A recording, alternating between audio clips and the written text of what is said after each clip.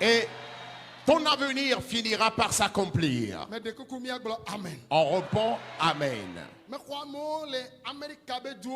J'ai reçu des gens dans plusieurs États de l'Amérique qui étudient.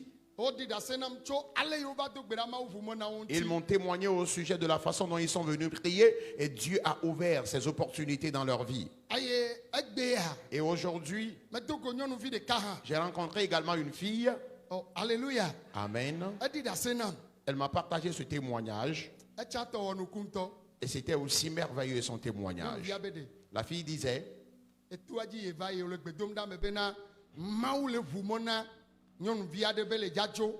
alors qu'elle était venue dans le camp, on priait. Et dans mon ministère, je dis, Dieu est en train d'accorder des opportunités à une fille. Et elle va voyager sur l'étranger. Juste après cela, l'Esprit de Dieu l'avait délivrée. Et elle est revenue. Elle est journaliste de profession. Elle est allée exécuter un travail quelque part pour un reportage. Et l'un des ministres d'État l'avait appelé de venir le voir au bureau. Elle avait commencé par avoir peur. Qu'est-ce que ce monsieur peut-être va me dire? Je vais refuser, je vais devenir peut-être son ennemi. Et lorsqu'il est arrivé dans le bureau,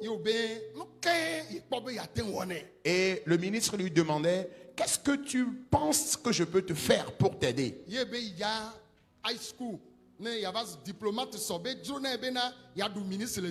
Et elle dit qu'elle veut continuer ses études en diplomatie, qu'elle voudrait devenir un ministre d'État dans ce pays.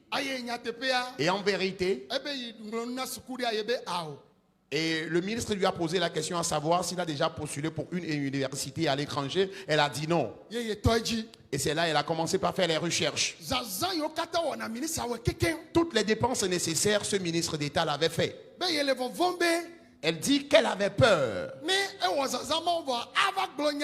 Que peut-être après ses dépenses, ce monsieur lui dira quelque chose. Elle avait toujours cette peur qui l'animait. Le monsieur a tout fait. Alléluia. Amen. Il avait appelé dans son bureau.